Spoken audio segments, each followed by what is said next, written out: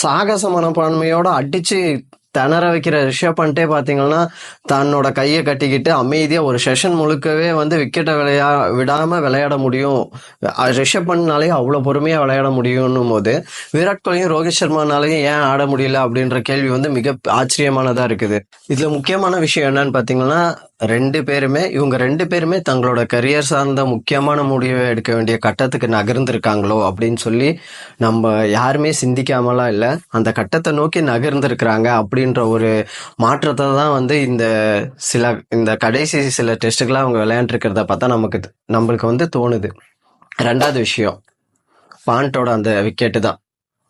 இந்திய அணி பார்த்தீங்கன்னா இன்னைக்கு 33 ரன்னுக்கு 3 விக்கெட்டை இழந்து ரொம்ப ஒரு இக்கட்டான சூழ்நிலையில் இருக்கும்போது பார்த்தீங்கன்னா, ஜெய்ஸ்வாலும் ரிஷப் பண்ட்டு அணியை சரிவிலிருந்து மீட்டுட்டாங்கன்னு நம்மளுக்கு ஒரு மிகப்பெரிய நம்பிக்கை இருந்துச்சு. 2வது செஷன் 2 பேருமே ரொம்ப நல்லா விளையாண்டாங்க.